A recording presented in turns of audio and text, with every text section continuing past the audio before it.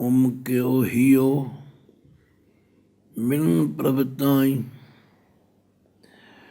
ਖੋਜਤ ਚਰਿਓ ਦੇਖੋ ਪਰੇ ਜਾਈ। ਸੁਨਤ ਸੰਦੇਸ਼ਰੋ ਪਰੇ ਗ੍ਰੇ ਸੇਜ ਵਿਛਾਈ। ਭ੍ਰਮ ਭ੍ਰਮ ਆਇਓ ਤੋ ਨਜ਼ਰ ਨ ਪਾਈ। ਕਿਨ ਬਿਦ ਹੀਰੋ ਧੀਰੈ ਨਿਮਾਨੂ। ਮਿਲ ਸਾਜਨ ਹੋਂ ਤੁਝ ਕੁਰਬਾਨੂ। ਰਹਾਉ ਏਕਾ ਸੇਜ ਵਿਛੀ ਧਨ ਘੰਤਾ। ਧਨ ਸੂਤੀ ਪਿਰ ਸਦ ਜਾਗੰਤਾ। ਪੀਓ ਮਦਰੋ ਧਨ ਮਤਵੰਤਾ। ਧਨ ਜਾਗੈ ਜੇ ਪਿਰ ਭੋਲੰਤਾ। ਪਈ ਨਿਰਾਸੀ ਬਹੁਤ ਦਿਨ ਲਾਗੇ। ਦੇਸ ਦੇਸੰਤਰ ਮੈਂ ਸਗਲੇ ਝਾਗੇ। ਖਿਨ ਰਹਿਨ ਨ ਪਾਉ ਬਿਨ ਪਗ ਭਾਗੇ। ਹੋਏ ਕਿਰਪਾਲ ਪ੍ਰਭ ਮਿਲੈ ਸੁਭਾਗੇ। ਭਇਓ ਕਿਰਪਾਲ ਸਤ ਸੰਗ ਮਿਲਾਇਆ। ਬੂਝੀ ਤਪਤ ਘਰੈ ਪਿਰ ਪਾਇਆ। ਸਗਲ ਸਿੰਗਾਰ ਹੁਣ ਮੁਝੈ ਸੁਹਾਇਆ। ਕਹੋ ਨਾਨਕ ਗੁਰ ਭਰਮ ਚੁਕਾਇਆ। ਜਾਂ ਦੇਖਾਂ ਤਾਂ ਪਿਰ ਹੈ ਪਾਈ। ਖੋਲਿਓ ਕਪਾਟ ਤਾਂ ਮਨ ਠਹਿਰਾਈ। ਰਹਾਉ ਦੂਜਾ ਵਾਹਿਗੁਰੂ ਜੀ ਕਾ ਖਾਲਸਾ ਵਾਹਿਗੁਰੂ ਜੀ ਕੀ ਫਤਿਹ। ਗੁਰੂ ਸਵਾਰੀ ਸਾਧ ਸੰਗਤ, ਧੰਨ ਧੰਨ ਗੁਰੂ ਅਰਜਨ ਦੇਵ ਪਾਤਸ਼ਾਹ ਅਪਾਰ ਕਿਰਪਾ ਕਰਕੇ ਸਾਨੂੰ ਜੀਵ ਇਸਤਰੀਆਂ ਨੂੰ ਪਰਮਾਤਮਾ ਪਤੀ ਦੇ ਨਾਲ ਮਿਲਾਪ ਕਰਨ ਲਈ ਬੜੀ ਸੁੰਦਰ ਸਿੱਖਿਆ ਦਿੰਦੇ। ਔਰ ਕਮਾਲ ਦੀ ਗੱਲ ਹੈ ਕਿ ਆਪਣੇ ਉੱਤੇ ਟੁਕਾ ਕੇ ਦਿੰਦੇ। ਇਹਦੇ ਨਾਲ ਸਧਾਰਨ ਤੋਂ ਸਧਾਰਨ ਵਿਅਕਤੀ ਨੂੰ ਗੱਲ ਸਮਝ ਵਿੱਚ ਆ ਜਾਂਦੀ। ਕਿਉਂਕਿ ਜਦੋਂ ਇੱਕ ਜਗਿਆਸੂ ਦੇ ਰੂਪ ਵਿੱਚ ਗੁਰਦੇਵ ਆਪਣੇ ਮੁਖਾਰਬਿੰਦ ਤੋਂ ਗੱਲ ਕਰਦੇ ਨੇ ਤੇ ਸਾਡੇ ਵਰਗੇ ਜਗਿਆਸੂ ਜੀਵ ਇਸਤਰੀਆਂ ਨੂੰ ਪ੍ਰੇਰਨਾ ਮਿਲਦੀ ਹੈ, ਸਿੱਖਿਆ ਮਿਲਦੀ। ਤੋ ਇਸ ਪਾਵਨ ਸ਼ਬਦ ਦੇ ਅੰਦਰ ਦੋ ਰਹਾਉ ਦੀਆਂ ਪੰਕਤੀਆਂ ਹਨ। ਪਹਿਲੀ ਰਹਾਉ ਦੀ ਪੰਕਤੀ ਵਿੱਚ ਪ੍ਰਸ਼ਨ ਹੈ। ਕਿਨ ਬਿਦ ਹੀਰੋ ਧੀਰੈ ਨਿਮਾਨੂ। ਮੇਰਾ ਇਹ ਨਿਮਾਣਾ ਮਨ ਕਿਨ ਬਿਦ ਹੀਰੋ ਧੀਰੈ ਨਿਮਾਨੂ। ਕਈ ਵਿਦਵਾਨਾਂ ਨੇ ਨਿਮਾਨੂ ਦੇ ਅਰਥ ਕੀਤੇ ਨੇ ਮਾਨ ਰਹਿਤ ਹੋ ਕੇ, ਧੀਰਜ ਵਿੱਚ ਆ ਜਾਵੇ। ਧੀਰ ਹੈ ਰਾਰੇ ਨੂੰ ਦੋ ਲਾਵਾਂ ਨੇ, ਧੀਰਜ ਵਿੱਚ ਆ ਜਾ। ਕਿਨ ਬਿਦ ਹੀਰੋ ਧੀਰੈ ਨਿਮਾਨੂ। ਕਿਨ ਬਿਦ ਦਾ ਮਤਲਬ ਹੈ ਕਿਸ ਤਰੀਕੇ ਦੇ ਨਾਲ, ਉਹ ਕਿਹੜੀ ਜੁਗਤੀ ਹੈ, ਕਿਹੜਾ ਮੈਥਡ ਹੈ, ਕਿਹੜਾ ਢੰਗ ਹੈ। ਕਿਨ ਬਿਦ ਹੀਰੋ ਧੀਰੈ ਨਿਮਾਨੂ। ਮਿਲ ਸਾਜਨ ਹੋਂ ਤੁਝ ਕੁਰਬਾਨੂ। ਹੇ ਮੇਰੇ ਸੱਜਣ। ਹੁਣ ਇੱਥੇ ਸੱਜਣ ਗੁਰੂ ਨੂੰ ਵੀ ਕਿਹਾ ਹੈ ਤੇ ਪਰਮੇਸ਼ਰ ਨੂੰ ਵੀ ਕਿਹਾ। ਹੇ ਸੱਜਣ ਪ੍ਰਭੂ ਮੈਨੂੰ ਮਿਲ, ਮੈਂ ਤੈਥੋਂ ਸਦਕੇ ਜਾਂਦੀ। ਤੇਰੇ ਦਰਸ਼ਨ ਤੋਂ ਬਿਨਾਂ ਮੇਰਾ ਇਹ ਨਿਮਾਣਾ ਦਿਲ ਕਿਵੇਂ ਧੀਰਜ ਕਰੇ। ਦੇਖੋ ਇਸ ਰਹਾਉ ਦੀ ਪੰਕਤੀ ਅੰਦਰ ਇੱਕ ਜੀਵ ਇਸਤਰੀ ਦੀ ਉਹ ਹਾਲਤ, ਜਿਸ ਹਾਲਤ ਵਿੱਚ ਉਹ ਪ੍ਰਭੂ ਤੋਂ ਵਿਛੜ ਕੇ ਡੱਕੇ ਡੋਲੇ ਖਾ ਰਹੀ ਹੈ। ਦੇਖੋ, ਅਸੀਂ ਸੰਸਾਰੀ ਜੀਵ ਭਲੀ ਭਾਂਤ ਜਾਣਦੇ ਹਾਂ ਕਿ ਜਿਸ ਇਸਤਰੀ ਦੀ ਆਪਣੇ ਪਤੀ ਨਾਲ ਬਣ ਹੁੰਦੀ ਹੈ, ਉਹ ਹਰ ਵੇਲੇ ਖੇੜੇ ਵਿੱਚ ਹੈ, ਪ੍ਰਸੰਨ ਚਿੱਤ ਹੈ, ਉਹਨੂੰ ਹਰ ਚੀਜ਼ ਦੁਨੀਆ ਦੀ ਚੰਗੀ ਲੱਗਦੀ। ਪਰ ਜਿਹਦੀ ਪਤੀ ਨਾਲ ਬਣ ਨਾ ਆਵੇ, ਉਹਦੇ ਕੋਲ ਸਭ ਕੁਝ ਹੁੰਦਿਆਂ ਹੋਇਆਂ ਵੀ ਉਹ ਉਦਾਸ ਰਹਿੰਦੀ। ਇੱਕ ਤਸਵੀਰ ਹੈ, ਇਹਦੇ ਨਾਲ ਸਾਡੇ ਜੀਵਨ ਦੇ ਦੋਵੇਂ ਪੱਖਾਂ ਨੂੰ ਗੁਰੂ ਸਾਹਿਬ ਨੇ ਸਵਾਰਿਆ। ਪਰਮਾਤਮਾ ਪਤੀ ਨੂੰ ਮਿਲਣਾ ਵੀ ਜ਼ਰੂਰੀ ਹੈ ਅਤੇ ਸੰਸਾਰੀ ਜੀਵਨ ਵਿੱਚ ਖੁਸ਼ੀ ਹੋਣੀ ਵੀ ਜ਼ਰੂਰੀ। ਤੋ ਇਸ ਰਹਾਉ ਦੀ ਪੰਕਤੀ ਨੂੰ ਬੜੇ ਧਿਆਨਪੂਰਵਕ ਪਹਿਲੇ ਵਿਚਾਰਨਾ। ਕਿਨ ਬਿਦ ਹੀਰੋ ਧੀਰੈ ਨਿਮਾਨੂ, ਮੇਰਾ ਇਹ ਨਿਮਾਣਾ ਹਿਰਦਾ ਕਿਵੇਂ ਧੀਰਜ ਵਿੱਚ ਆਵੇ। ਮਿਲ ਸਾਜਨ ਹਉ ਤੁਝ ਕੁਰਬਾਨੂ, ਹੇ ਮੇਰੇ ਸੱਜਣ ਵਾਹਿਗੁਰੂ ਜੀ, ਮੈਨੂੰ ਮਿਲਣਾ ਕਰੋ। ਤੁਹਾਡੇ ਤੋਂ ਬਿਨਾਂ ਮੈਂ ਉਦਾਸ ਹਾਂ। ਤੁਹਾਡੇ ਤੋਂ ਬਿਨਾਂ ਮੇਰੀ ਹਾਲਤ ਇਹ ਹੈ, ਜਿਸ ਤਰ੍ਹਾਂ ਕਿਸੇ ਵੇਲ ਨੂੰ ਆਸਰਾ ਮਿਲਿਆ ਹੋਵੇ ਅਤੇ ਉਹ ਕਿੱਥੇ ਦੀ ਕਿੱਥੇ ਪਹੁੰਚ ਜਾਂਦਾ। ਪਰ ਜੇ ਉਹਦਾ ਆਸਰਾ ਟੁੱਟ ਜਾਏ ਅਤੇ ਵੇਲ ਡਿੱਗ ਪੈਂਦੀ ਹੈ, ਮੁਰਝਾ ਜਾਂਦੀ ਹੈ, ਉਹਦੀ ਸੁੰਦਰਤਾ ਖਤਮ ਹੋ ਜਾਂਦੀ। ਇਸਤਰੀ ਨੂੰ ਵੇਲ ਵੀ ਕਿਹਾ ਹੈ। ਤੋ ਗੱਲ ਕੀ ਗੁਰੂ ਪਾਤਸ਼ਾਹ ਕਹਿੰਦੇ ਨੇ, ਹੇ ਮੇਰੇ ਸੱਜਣ ਪ੍ਰਭੂ, ਕਿਨ ਬਿਦ ਹੀਰੋ ਧੀਰੈ ਨਿਮਾਨੂ, ਮਿਲ ਸਾਜਨ ਹਉ ਤੁਝ ਕੁਰਬਾਨੂ। ਹੇ ਮੇਰੇ ਸੱਜਣ ਵਾਹਿਗੁਰੂ ਜੀ, ਮੈਨੂੰ ਮਿਲਣਾ ਕਰੋ, ਮੈਂ ਤੁਹਾਡੇ ਤੋਂ ਕੁਰਬਾਨ ਜਾਵਾਂ, ਬਾਹਰ ਨਹੀਂ ਜਾਵਾਂ।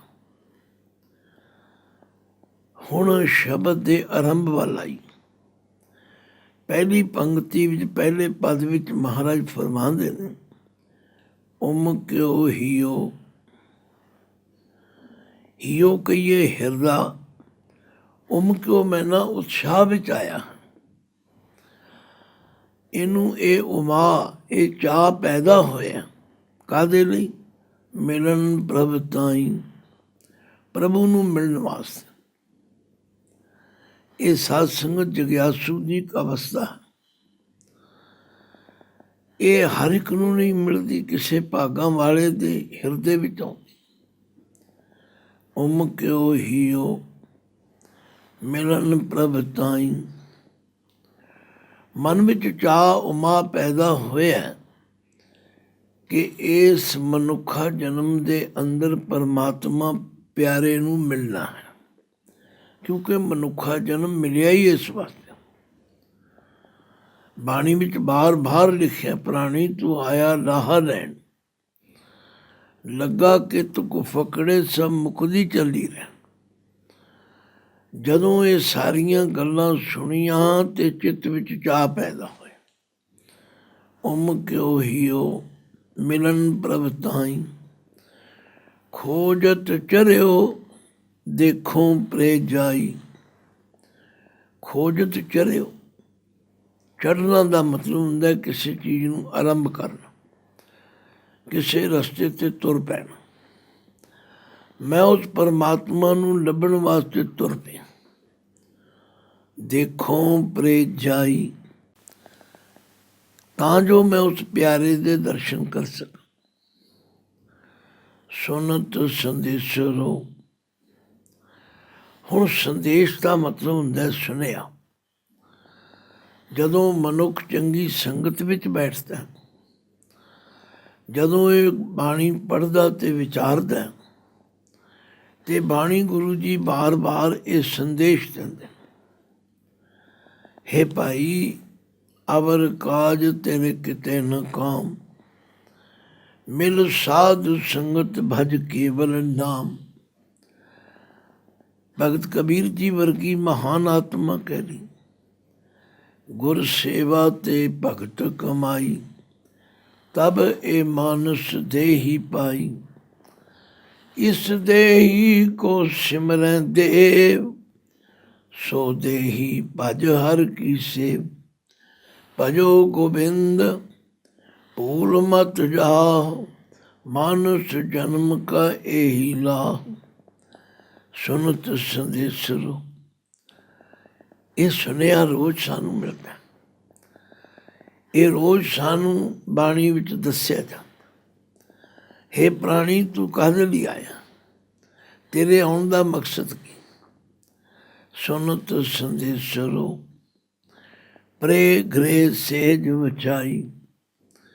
ਪ੍ਰੇ ਪਿਆਰੇ ਲਈ, ਗ੍ਰੇ ਹਾਏ ਨੂੰ ਸਿਆਰੀ ਹੈ।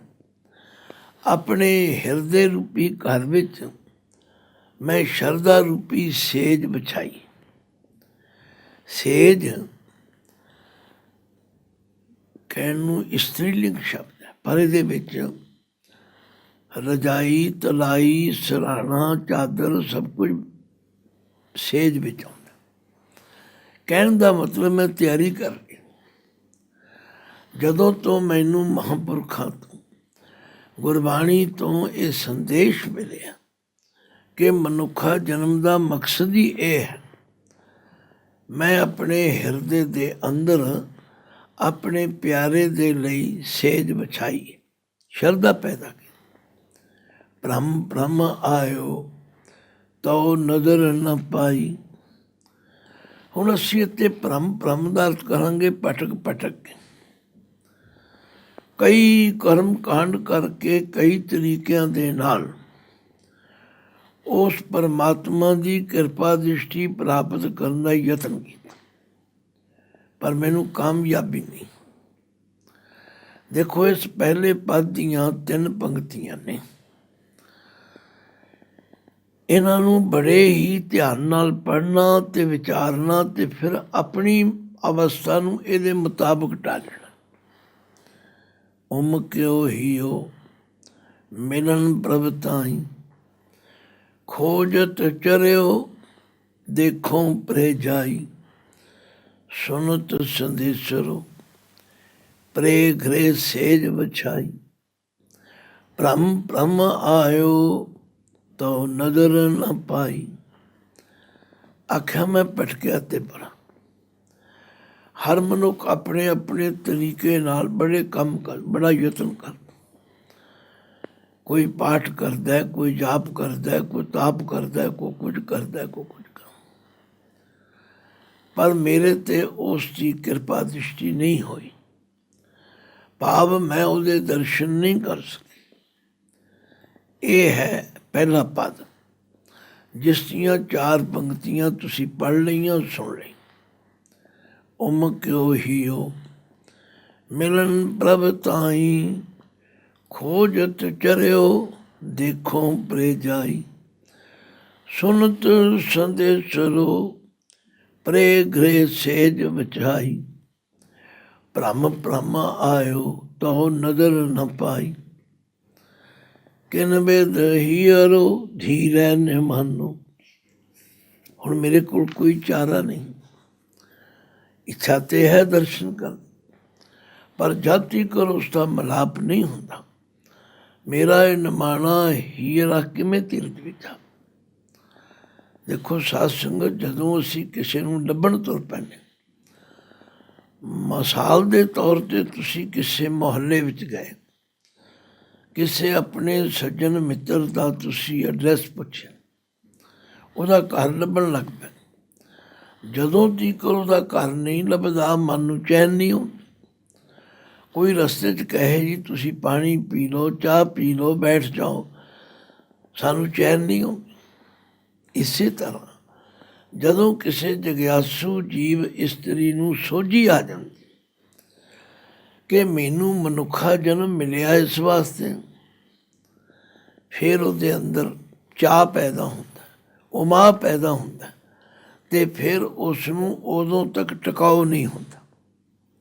ਉਮ ਕਿਉ ਹੀਓ ਮਿਲਨ ਪ੍ਰਭ ਤਾਈ, खोजत चरियो देखो परे जाई, सुनत सदे चरो परे गृह सेज बचाई, ब्रह्म ब्रह्म आयो तो नजर न पाई, किन बेद हियरो धीरै निमानो, मिल साजन हो तुझ कुर्बानो। ਰਾਓ ਲਓ। ਹੁਣ ਦੂਜੇ ਪਦ ਵਿੱਚ ਫਰਮਾਉਂਦੇ ਨੇ ਵੀ ਮੈਂ ਇਹ ਵੀ ਸੁਣਿਆ ਮਹਾਂਪੁਰਸ਼ਾਂ ਕੋਲੋਂ, ਰੱਬ ਦੇ ਪਿਆਰਿਆਂ ਕੋਲੋਂ, ਸਤਸੰਗੀਆਂ ਕੋਲੋਂ ਕਿ ਏਕਾ ਸਹਿਜ ਵਿਚੀ ਧਨ ਕੰਤਾ। ਧਨ ਕਹਿੰਦੇ ਨੇ ਇਸਤਰੀ ਨੂੰ, ਕੰਤ ਕਹਿੰਦੇ ਨੇ ਪਤੀ ਨੂੰ।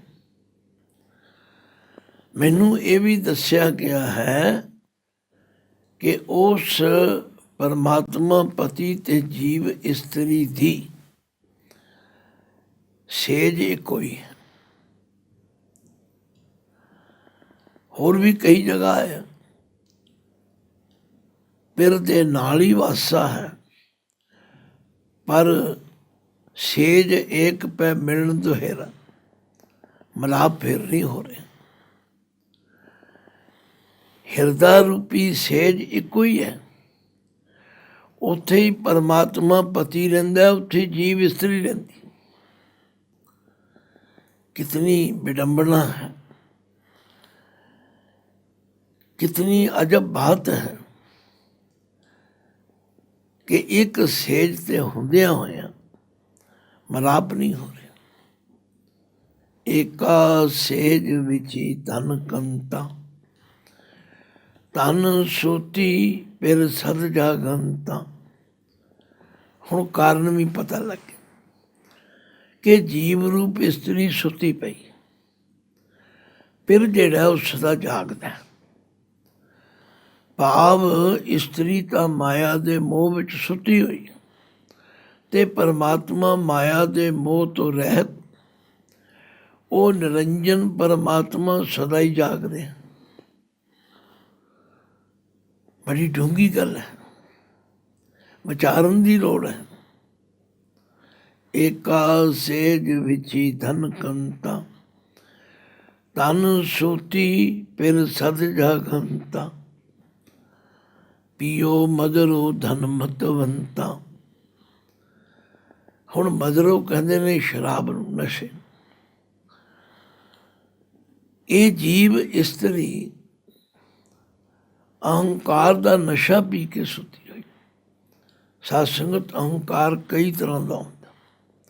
ਕਈਆਂ ਨੂੰ ਆਪਣੇ ਤਨ ਦੀ ਸੁੰਦਰਤਾ ਦਾ ਅਹੰਕਾਰ, ਕਈਆਂ ਨੂੰ ਆਪਣੇ ਧਨ ਦਾ ਅਹੰਕਾਰ, ਕਈਆਂ ਨੂੰ ਆਪਣੇ ਮਨ ਦਾ ਅਹੰਕਾਰ, ਕਈਆਂ ਨੂੰ ਆਪਣੀ ਵਿਦਿਆ ਦਾ ਅਹੰਕਾਰ। ਇਹਦਾ ਨਸ਼ਾ ਬੜਾ ਖਤਰਨਾਕ। ਏਕਾ ਸੇਜ ਵਿਚੀ ਧਨ ਕੰਤਾ, ਧਨ ਸੋਤੀ ਫਿਰ ਸਦ ਜਾਗੰਤਾ, ਪੀਓ ਮਦਰੋ ਧਨ ਮਤਵੰਤਾ। ਆਖਿਆ ਇਸ ਜੀਵ ਇਸਤਰੀ ਨੇ ਅਹੰਕਾਰ ਦੀ ਸ਼ਰਾਬ ਪੀਤੀ ਔਰ ਇਹਦੇ ਵਿੱਚ ਮਸਤ ਹੋਈ ਹੋਈ। ਦੇਖੋ, ਸੂਫੀ ਅਤੇ ਸ਼ਰਾਬੀ ਦਾ ਫਰਕ ਤੇ ਆਪਾਂ ਨੂੰ ਪਤਾ। ਜੋ ਸ਼ਰਾਬੀ ਊਲ ਜਲੂਲ ਬੋਲਦਾ, ਅਸੀਂ ਇਹਨੇ ਜਿਹਨੇ ਨਸ਼ਾ ਪੀਤਾ ਹੋਇਆ।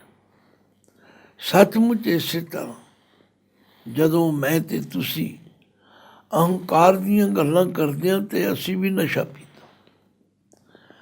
ਤੇ ਜਿਹਨੇ ਨਸ਼ਾ ਪੀਤਾ ਹੋਵੇ ਉਹਦੇ ਕੋਲੋਂ ਇਹ ਉਮੀਦ ਕਰੀਏ ਕਿ ਸਿੱਧੀ ਗੱਲ ਕਰੇ, ਸਵਾਲ ਹੀ ਨਹੀਂ ਪੈਣਾ। ਮਹਾਰਾਜ ਕਹਿੰਦੇ ਇਹ ਹੈ ਕਾਰਨ। ਏਕਾ ਸੇਜ ਵਿਚੀ ਧਨ ਕੰਤਾ, ਧਨ ਸੂਤੀ ਫਿਰ ਸਦ ਜਾਗੰਤਾ, ਪੀਓ ਮਦਰੋ ਧਨ ਮਤਵੰਤਾ, ਧਨ ਜਾਗੈ ਜੇ ਫਿਰ ਬੋਲੰਤਾ। ਆਖਿਆ ਜੀਵ ਰੂਪ ਇਸਤਰੀ ਅਹੰਕਾਰ ਤੋਂ ਜਾਗ ਸਕਦੀ ਹੈ ਜੇ ਫਿਰ ਬੋਲੰਤਾ, ਜੇ ਪਰਮਾਤਮਾ ਆਪ ਇਹਨੂੰ ਕਿਰਪਾ ਕਰਕੇ ਬੁਲਾ ਲਵੇ। ਕਈ ਵਿਦਵਾਨਾਂ ਨੇ ਇਹ ਅਰਥ ਕੀਤੇ ਨੇ ਕਿ ਜੇ ਫਿਰ ਬੋਲੰਤਾ, ਪਰਮਾਤਮਾ ਦਾ ਨਾਮ ਜਪਣ ਲੱਗ ਪਾ, ਤਥਾ ਪਰਮਾਤਮਾ ਆਵਾਜ਼ ਮਾਰ ਕੇ ਇਹਨੂੰ ਜਗਾ ਲਵੇ। ਥੋੜ੍ਹਾ ਥੋੜ੍ਹਾ ਅਰਥਾਂ ਵਿੱਚ ਫਰਕ ਤੇ ਆਏਗਾ, ਪਰ ਜਿਹੜੀ ਸੈਂਸ ਹੈ ਉਹ ਨਹੀਂ ਬਦਲਣੀ ਚਾਹੀਦੀ। ਗੁਰੂ ਅਰਜਨ ਦੇਵ ਪਾਤਸ਼ਾਹ ਕਹਿੰਦੇ ਨੇ ਹਿਰਦਾ ਰੂਪੀ ਸੇਜ ਤੇ ਇੱਕੋ ਹੀ, ਔਰ ਇਸ ਸੇਜ ਦੇ ਉੱਤੇ ਹੀ ਜੀਵ ਇਸਤਰੀ ਅਤੇ ਪਰਮਾਤਮਾ ਪਤੀ ਮੌਜੂਦ ਨੇ। ਏਕਾ ਸੇਜ ਵਿਚੀ ਧਨ ਕੰਤਾ, ਧਨ ਸੂਤੀ ਪਿਰ ਸਦ ਜਾਗੰਤਾ, ਪੀਓ ਮਧੁਰੋ ਧਨ ਮਤਵੰਤਾ, ਧਨ ਜਾਗੈ ਜੇ ਪਿਰ ਭੋਲੰਤਾ। ਲਓ ਹੁਣ ਤੀਜੇ ਪਦ ਵਿੱਚ ਫਰਮਾ ਦੇਣ, ਪਈ ਨਰਾਸੀ ਬਹੁਤ ਦਿਨ ਲਾਗੇ। ਜਦੋਂ ਆਪਾਂ ਕਿਸੇ ਚੀਜ਼ ਕਿਸੇ ਵਿਅਕਤੀ ਦੀ ਪ੍ਰਾਪਤੀ ਦੀ ਮੇਲ ਨਹੀਂ ਤੁਰਦੇ, ਜਦੋਂ ਤੀਕਰ ਉਹ ਮਿਲ ਨਹੀਂ ਜਾਂਦਾ, ਉਦੋਂ ਤੀਕਰ ਸਾਡੀ ਡਾਵਾਂਡੋਲਤਾ ਖਤਮ ਨਹੀਂ ਹੁੰਦੀ। ਤਾਂ ਗੁਰੂ ਅਰਜਨ ਦੇਵ ਪਾਤਸ਼ਾਹ ਫਰਮਾਉਂਦੇ ਨੇ, ਭਈ ਨਰਾਸੀ ਬਹੁਤ ਦਿਨ ਲਾਗੇ। ਉਹਨੂੰ ਲੱਭਦਿਆਂ ਲੱਭਦਿਆਂ ਲੱਭਦਿਆਂ ਲੱਭਦਿਆਂ ਥੱਕ ਗਏ ਔਰ ਮੈਂ ਨਿਰਾਸ਼ ਹੋ ਗਈ, ਕਿਉਂਕਿ ਸਮਾਂ ਬੜਾ ਲੱਗ ਗਿਆ। ਸਾਧ ਸੰਗਤ ਵਿਚਾਰਨ ਦੀ ਲੋੜ ਹੈ। ਮੈਂ ਆਪਣੀ ਜਗ੍ਹਾ, ਤੁਸੀਂ ਆਪਣੀ ਜਗ੍ਹਾ। ਜਿੰਨਾ ਪਰਮਾਤਮਾ ਨੇ ਸਮਾਂ ਦਿੱਤਾ ਸੀ ਉਹਦੇ ਵਿੱਚੋਂ ਬਹੁਤਾ ਤੇ ਅਸੀਂ ਅਜਾਈਂ ਗਵਾ ਲਿਆ। ਜਾਗੇ ਹੈ ਨਹੀਂ, ਪਰਮਾਤਮਾ ਵਾਲੇ ਪਾਸੇ ਲੱਗੇ ਨੇ। ਬੜੇ ਧਿਆਨ ਨਾਲ ਸੁਣੋ, ਭਈ ਨਰਾਸੀ ਬਹੁਤ ਦਿਨ ਲਾਗੇ। ਜਦੋਂ ਬਹੁਤ ਲੰਮਾ ਸਮਾਂ ਬੀਤ ਜਾਏ ਤੇ ਫਿਰ ਨਿਰਾਸ਼ਤਾ ਹੁੰਦੀ।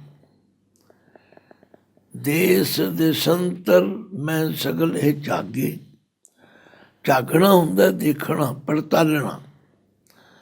ਮੈਂ ਉਸ ਪਰਮਾਤਮਾ ਪਤੀ ਨੂੰ ਲੱਭਣ ਲਈ ਕਈ ਦੇਸ਼ ਦੇ ਸ਼ੰਤਰਾਂ ਵਿੱਚ ਪਟ ਗਿਆ, ਕਈ ਥਾਵਾਂ 'ਤੇ ਗਿਆ,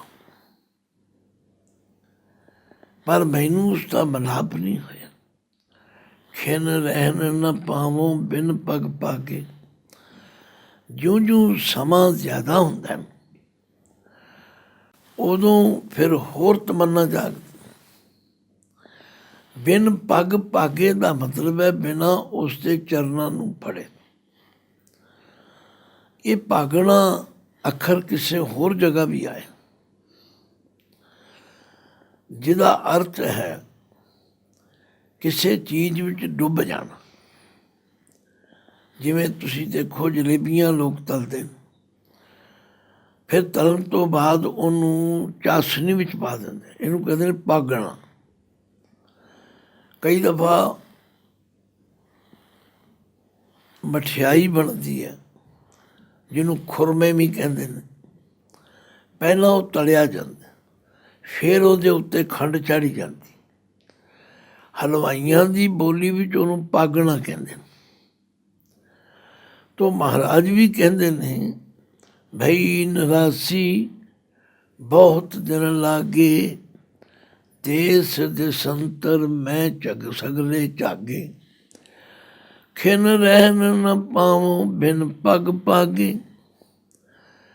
ਉਸ ਦੇ ਚਰਨਾਂ ਨੂੰ ਪ੍ਰਾਪਤ ਕੀਤੇ ਤੋਂ ਬਿਨਾਂ ਹੁਣ ਮੇਰੇ ਤੋਂ ਰਿਹਾ ਨਹੀਂ। ਹੋਏ ਕਿਰਪਾਲ ਪ੍ਰਭ ਮਿਲੈ ਸੁਭਾਗੇ। ਆਖਿਆ ਜੇ ਵਾਹਿਗੁਰੂ ਜੀ ਦੀ ਕਿਰਪਾ ਹੋ ਜਾਏ, ਪ੍ਰਭ ਮਿਲੈ ਸੁਭਾਗੇ। ਸੁਭਾਗੇ ਦਾ ਮਤਲਬ ਹੈ ਭਾਗਾਂ ਵਾਲੇ। ਜੇ ਉਹਦੀ ਕਿਰਪਾ ਹੋ ਜਾਏ ਤੇ ਮੇਰੇ ਵਰਗੇ ਜਗਿਆਸੂ ਪ੍ਰਭੂ ਦਾ ਮਿਲਾਪ ਹੋ ਜਾਏ। ਭਾਵ ਜੇ ਪ੍ਰਭੂ ਟੁੱਟ ਪਵੇ, ਮੈਨੂੰ ਆਪਣੇ ਦੀਦਾਰ ਬਖਸ਼ ਦੇ।